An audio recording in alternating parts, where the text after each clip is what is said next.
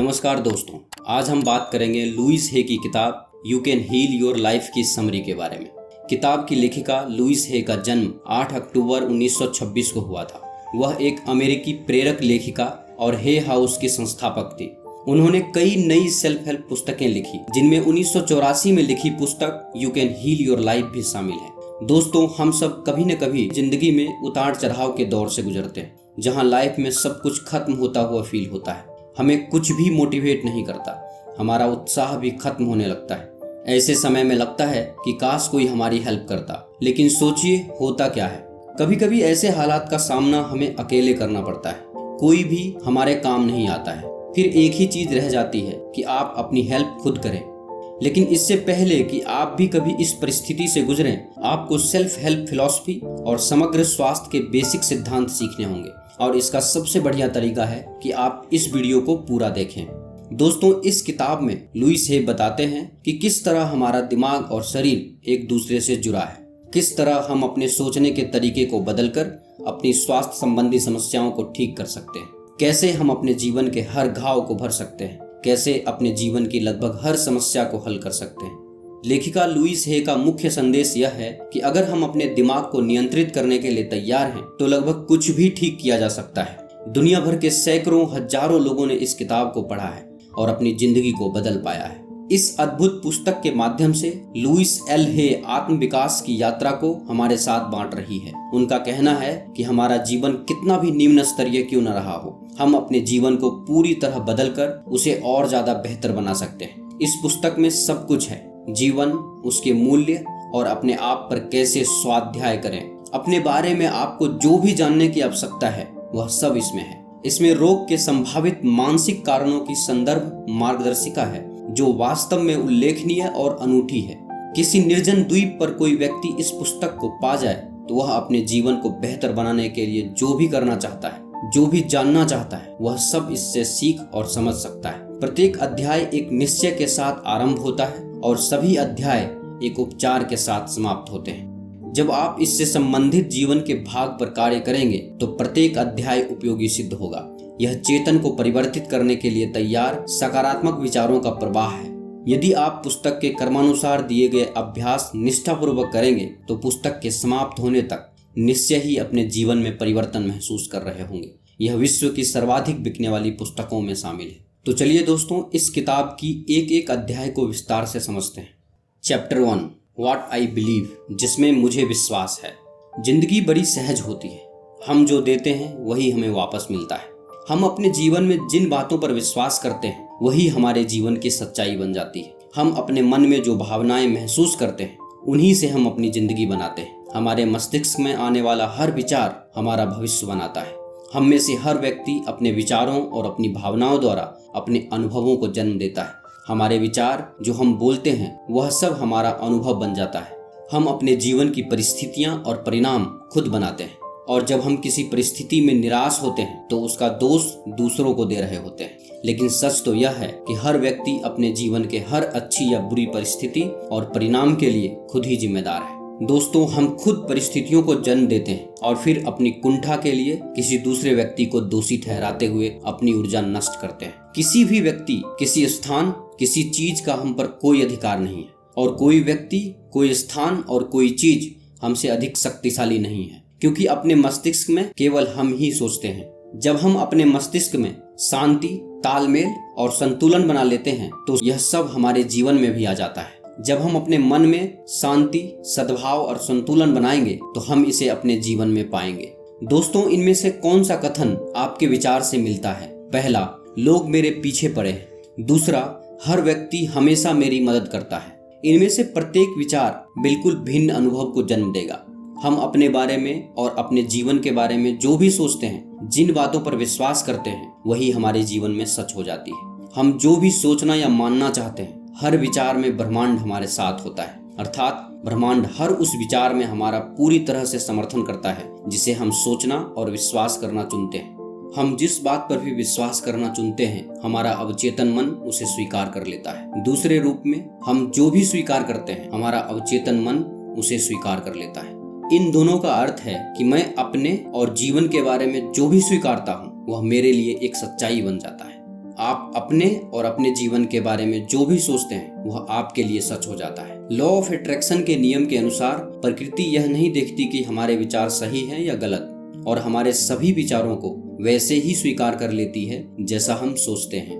जब आप सोचते हैं कि आप अकेले हैं और कोई आपको पसंद नहीं करता, तो यही आपके जीवन की सच्चाई बन जाएगी और आप जहां भी जाएंगे खुद को अकेला पाएंगे। दूसरी ओर, अगर आप यह सोचेंगे कि आप प्रेम के काबिल हैं और आपके चारों तरफ प्यार ही प्यार है, तो सच में दूसरे लोग आपको पसंद करेंगे और आपको कभी अकेलापन महसूस नहीं होगा। हमारे पास सोचने के लिए असीमित विकल्प होते हैं। इस बात को जब हम जान जाते हैं तो लोग मेरे पीछे पड़े हैं की अपेक्षा हर कोई हमेशा मेरी मदद करना चाहता है का विकल्प चुनना शुरू कर देते हैं। शाश्वत शक्ति कभी हमारा मूल्यांकन या हमारी आलोचना नहीं करती, वह केवल हमारे मूल्यों पर हमें स्वीकार करती है। फिर वह हमारे विचारों को हमारे जीवन में प्रतिबिंबित करती है। इसीलिए अपने दिमाग को बुरे विचारों से, मसलन ईर्ष्या, घृणा, चापलूसी, दुख आदि से खाली करें और उसमें सुख, समृद्धि, कृतज्ञता और प्रेम के भाव लाएं। जिस पल से आप अच्छा सोचना शुरू करते हैं, उसी पल से आप बेहतर महसूस करना शुरू कर देंगे और आपकी जिंदगी उसी पल से बदलना शुरू हो जाएगी। लेखिका कहती है, हम में से अधिकतर लोग हम कौन हैं के बारे में मूर्खतापूर्ण विचार रखते हैं और जीवन जीने के लिए बहुत से कठोर नियम बनाते हैं। यह हमें दोषी ठहराने के लिए नहीं है, क्योंकि हम में से हर कोई इस क्षण में जितना कर सकता है कर रहा है। यदि हम बेहतर जानते और हमारे पास अधिक समझ एवं सजगता होती तो हम उसे अलग तरीके से करते। कृपया अपनी स्थिति के लिए अपने आप को निचले स्तर पर न रखें। पुरुष रोते नहीं, महिलाएं पैसा नहीं संभाल सकती। जीवन के लिए कितने संकुचित विचार हैं ये। जब हम बहुत छोटे होते हैं तो अपने तथा जीवन के बारे में महसूस करना हम अपने आसपास के बड़ों की प्रतिक्रियाओं से सीखते हैं। इस प्रकार हम अपने तथा अपनी दुनिया के विषय में सोचना सीखते हैं। अब यदि आप ऐसे लोगों के साथ रहे हैं जो बहुत दुखी, भयभीत, अपराध बोध से ग्रस्त या क्रुद्ध थे, तो आपने अपने बारे में और अपनी दुनिया के बारे में बहुत सी नकारात्मक बातें सीखी। मैं कभी भी सही नहीं करता, यह मेरी गलती है, यदि मुझे गुस्सा आता है तो मैं एक बुरा व्यक्ति हूँ। इस तरह के विचार एक निराशाजनक जीवन को जन्म देते हैं। जब हम बड़े हो जाते हैं तो अपनी प्रवृत्ति के अनुसार प्रारंभिक जीवन के भावनात्मक वातावरण का पुनः सर्जन करते हैं। यह अच्छा है या बुरा, सही है या गलत, यह वही होता है जिसे हम अपने अंदर घर के रूप में जानते हैं। साथ ही हम अपने व्यक्तिगत संबंधों में उन संबंधों को फिर से जीवित करने का प्रयास करते हैं जो संबंध हमारे अपने माँ या पिता के साथ या उनके बीच था। सोचिए कि कितनी बार आपका प्रेमी या बॉस बिल्कुल आपकी माँ या आपके पिता की तरह था। हम अपने साथ वैसा ही व्यवहार करते हैं जो हमारे माता पिता हमारे साथ करते थे। हम उसी तरीके से स्वयं को डांटते हैं और सजा देते हैं। एक बच्चे के रूप में जिस तरह हमें प्यार दिया गया था या प्रोत्साहित किया गया था, हम उसी तरीके से खुद को प्यार या प्रोत्साहित करते हैं। दोस्तों, हम अक्सर बोलते और सुनते हैं, तुम कभी कुछ ठीक से नहीं करते, यह सब तुम्हारी गलती है। आपने स्वयं से कितनी बार ऐसा कहा, तुम लाजवाब हो, मैं तुम्हें प्यार करता हूँ। आप कितनी बार खुद से ऐसा कहते हैं? हम खुद से एक बार भी ऐसा नहीं कहते। फिर भी इसके लिए हम अपने माता पिता को दोषी नहीं ठहराएंगे। हमारे समाज में जब बच्चे बड़े होते हैं तो उनके माता पिता, बाकी परिवार के लोग और आसपास के लोगों का व्यवहार बच्चों पर बहुत प्रभाव डालता है। जो माता पिता बचपन से बच्चों को दबाव में रखते हैं और छोटी छोटी बातों पर नाराज होते हैं, ऐसे बच्चे खुद के बारे में और दुनिया के बारे में बहुत सी नेगेटिव बातें सीखते हैं और उनकी सोच नेगेटिव बन जाती है। जिन बच्चों के माता पिता उनके साथ बचपन से ही प्यार से व्यवहार करते हैं, वो बच्चे बड़े होकर खुद के साथ भी अच्छा व्यवहार करते हैं और उनकी सोच बहुत पॉजिटिव होती है। हम सभी पीड़ितों द्वारा पीड़ित हैं और शायद वे हमें कुछ ऐसा नहीं सिखा पाते जो वे नहीं जानते थे। यदि आपकी माँ नहीं जानती थी कि अपने आप से प्यार कैसे करना है, या आपके पिता नहीं जानते थे कि वह आपसे प्यार कैसे करें, तो उनके लिए आपको खुद से प्यार करना सिखाना असंभव था। वे अपने बचपन में मिली शिक्षा के अनुसार सब कुछ अच्छा कर रहे थे। यदि आप अपने माता पिता को अधिक समझना चाहते हैं तो उन्हें अपने बचपन के बारे में बताने के लिए प्रेरित कीजिए। और यदि आप संवेदना के साथ सुने तो आपको पता चलेगा कि उनकी शंकाएं और शक्ति कहां से आई है। जिन लोगों ने आपके साथ वह सब किया, वे आपकी तरह ही भयभीत और सहमे हुए थे। लेखिका ऐसा मानती है कि हम स्वयं अपने माता पिता का चुनाव करते हैं। हम में से हर कोई इस धरती पर एक सुनिश्चित समय और स्थान पर जन्म लेता है। हम यहाँ पर विशेष पाठ पढ़ने के लिए आए हैं जो हमें आध्यात्मिक विकास के पद पर आगे बढ़ाएगा। हम अपनी लिंग, अपना रंग अपना देश चुनते हैं और फिर हम किसी खास माता पिता को खोजते हैं जो उस स्वरूप को प्रतिबिंबित करेंगे जिस पर हम इस जीवन में काम करना चाहते हैं। फिर जब हम बड़े हो जाते हैं तो आम तौर पर अपने माता पिता पर उंगली उठाते हैं और गिड़गिड़ाते हुए शिकायत करते हैं, आपने मेरे साथ ऐसा किया। लेकिन वास्तव में हमने उन्हें इसीलिए चुना क्योंकि वे हमारे कार्यों के लिए बिल्कुल उपयुक्त थे। हमारे बचपन में ही हमारी आस्थाएं स्थापित होती हैं और फिर उन्हीं आस्थाओं का अनुभव करते हुए जीवन में आगे बढ़ते हैं। दोस्तों, अपने जीवन में पीछे की ओर देखिए और ध्यान दीजिए कि कितनी बार आप उसी अनुभव से गुजरे हैं, कि आपने उन अनुभवों को एक के बाद एक स्वयं बनाया क्योंकि वे आपके अपने विश्वास को प्रतिबिंबित कर रहे थे। यह कोई मायने नहीं रखता कि हमें कितने लंबे समय से कोई समस्या थी, या वह कितनी बड़ी है, या वह हमारे जीवन के लिए कितनी घातक है। शक्ति हमेशा वर्तमान में होती है। आपने जीवन में अभी तक जितनी भी समस्याएं और परिस्थितियां देखी हैं, वह सब आपके बीते हुए समय की सोच और विचारों का परिणाम है। आज तक जीवन में आपने जिन घटनाओं का अनुभव किया है, वे सभी आपके अतीत से जुड़े विचारों और आस्थाओं से बने हैं। वे उन विचारों और शब्दों से बने थे जिन्हें आपने कल, पिछले सप्ताह, पिछले माह, पिछले वर्ष, आपकी आयु के अनुसार 10, 20, 30, 40 या इससे अधिक वर्षों के दौरान इस्तेमाल किया था। अच्छी बात यह है कि यह आपके पुराने विचारों का परिणाम है और आपका पुराना समय बीत गया है।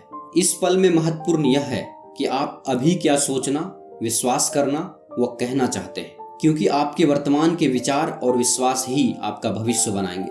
वर्तमान क्षण ही आपकी ताकत है और यही आपके कल, अगले सप्ताह, अगले माह, अगले वर्ष और आगे के अनुभवों का आधार है। आप ध्यान दे सकते हैं कि इस क्षण में आप क्या सोच रहे हैं, वह नकारात्मक है या सकारात्मक है। आप कौन सा विचार रखकर अपना भविष्य बनाना चाहेंगे। बस ध्यान दें और सजग हो जाएं। अगर आप सोचते हैं कि आप एक अच्छे इंसान नहीं हैं, तो आपको इस सोच को फौरन बदल देना चाहिए, क्योंकि यह विचार आपको सचमुच एक बुरा इंसान बना देगा। जब आप इस विचार को बदल देंगे तो आप अपने बारे में अच्छा महसूस करेंगे। आपकी सारी शक्ति आपके वर्तमान में है। यह मायने नहीं रखता कि आप कितने समय से नेगेटिव विचार सोच रहे थे। आप आज ही उन्हें बदल सकते हैं और अपना एक नया भविष्य बना सकते हैं। इस बात से कोई फर्क नहीं पड़ता कि आपका बचपन कैसा था, क्योंकि अपने भविष्य को बदलने की सारी शक्ति इस समय आपके पास है। निराशा, आलोचना, भय और अपराध बोध जीवन में किसी भी चीज की तुलना में अधिक समस्याएं पैदा करती है। लेखिका कहती है, निराशा, पछतावा, डर और दोष, यह 4 भावनाएं हमारे जीवन और शरीर की सभी समस्याओं का कारण है। ऐसी भावना तब उत्पन्न होती है जब हम अपने जीवन में आने वाली समस्याओं के लिए दूसरों को दोष देते हैं। हम खुद किसी बात की जिम्मेदारी नहीं लेना चाहते। यह सच है कि हमारे जीवन में जो भी होता है, हम खुद ही उसके लिए जिम्मेदार हैं, क्योंकि बाहरी समस्याएं और परिस्थितियां हमारे विचारों की परछाई है। मैं ये नहीं कह रहा कि अगर दूसरे लोग आपके साथ बुरा व्यवहार करते हैं तो उसका कारण भी आप ही हैं। यहाँ मेरे कहने का मतलब यह है कि आप अपने बुरे विचारों के कारण बुरा व्यवहार करने वाले लोगों को अपनी ओर आकर्षित करते हैं। जब हम घबराहट की स्थिति में होते हैं तो उपचार कार्य पर अपना ध्यान केंद्रित करना बहुत मुश्किल होता है। इसीलिए सबसे पहले डर को दूर करें। आगे लेखिका कहती है, पछतावा एक ऐसा अनुभव है जो आपके शरीर और स्वास्थ्य को बुरी तरह प्रभावित करती है और बीमारियों को पैदा करती है। आलोचना और अपराध बोध से आपके शरीर की हड्डियों में दर्द की शिकायत हो सकती है। बहुत से लोग जिनके शरीर में दर्द की समस्या है, वह खुद को और दूसरे लोगों को हमेशा दोष देते हैं और उनकी आलोचना करते हैं। डर और डर के कारण होने वाली चिंता आपके शरीर में बीमारियों को जन्म देता है। आप अपने मन से निराशा और पछतावे की भावना को खत्म करके और लोगों को माफ करके किसी भी बीमारी को खत्म कर सकते हैं। इसके लिए आपको अपने विचारों को बदलना होगा। हम अपने अतीत के प्रति अपना नजरिया बदल सकते हैं। अतीत से छुटकारा पाने में सक्षम होने के लिए हमें क्षमा करने के लिए तैयार रहना चाहिए। हमारा बीता हुआ समय जा चुका है और हम उसे बदल नहीं सकते, इसलिए पछताना बेकार है। अगर किसी व्यक्ति ने हमें बीते समय में दर्द दिया है तो उसको वर्तमान में सजा देना हमारी सबसे बड़ी बेवकूफ़ी होगी। जब हम निराश होते हैं और जीवन में किसी बड़ी समस्या में होते हैं तो निराशा की भावना को अपने मन से निकालना मुश्किल होता है। पहले हमें मन से समस्याओं के डर को निकालना होगा। अगर आप यह सोचेंगे कि आप किसी समस्या के शिकार हैं और उनसे निकलने का कोई रास्ता दिखाई नहीं दे रहा, तो यह सोच परिस्थिति को और मुश्किल बना देगा। हमें ऐसे बेवकूफ़ी भरे विचारों को अपने मन से निकाल देना चाहिए जो हमें सहयोग नहीं करते। सभी रोग माफ न करने की वजह से जन्म लेते हैं। हमारे शरीर में किसी भी तरह की बीमारी खुद को और दूसरों को दोष देने से और माफ न करने की स्थिति से पैदा होती है। बीमार होने पर पता लगाएं कि हमें किसे माफ करना है। इससे भी बेहतर है कि जिस व्यक्ति को माफ करना आपको सबसे मुश्किल लगता है, आपको उसी को सबसे पहले माफ करना चाहिए और उसकी बातों को अपने मन से निकालना चाहिए। इसका मतलब गलत चीजों को नजरअंदाज करना नहीं है। महत्वपूर्ण यह है कि आप माफ करने का निर्णय लें। आपको केवल अपने आप से प्रेम करना है, जिससे निराशा और पछतावे जैसी निगेटिव भावनाएं अपने आप खत्म हो जाएगी। जब आप खुद से प्रेम करेंगे और आप जैसे हैं वैसे ही अपने आप को स्वीकार करेंगे तो सभी परिस्थितियां अपने आप सुधर जाएगी। आपकी सेहत अच्छी हो जाएगी, आपके रिश्ते सुधर जाएंगे और उनमें मधुरता आएगी। अपने वर्तमान में खुद को स्वीकार करना और खुद से प्रेम करना अपने जीवन के हर हिस्से में पॉजिटिविटी लाने का सबसे आसान तरीका है। दोस्तों, ये वीडियो का फर्स्ट पार्ट है। इस वीडियो के अगले पार्ट का लिंक नीचे डिस्क्रिप्शन में दे दिया हूँ। इस वीडियो को देखने के बाद आप बाकी पार्ट्स को जरूर देखें। दोस्तों, आप देख रहे हैं लुइस हे द्वारा लिखी book you can heal your life की समरी। यह समरी आपको कैसी लगी, कृपया हमें नीचे कमेंट बॉक्स में कमेंट करके जरूर बताएं। अगर आपको यह समरी अच्छा लगा हो तो इसे अपने दोस्तों और फैमिली मेंबर्स के साथ अवश्य शेयर करें और हमारे लेटेस्ट वीडियो को देखने के लिए हमारे YouTube चैनल बुक्स प्ले को सब्सक्राइब करें। धन्यवाद।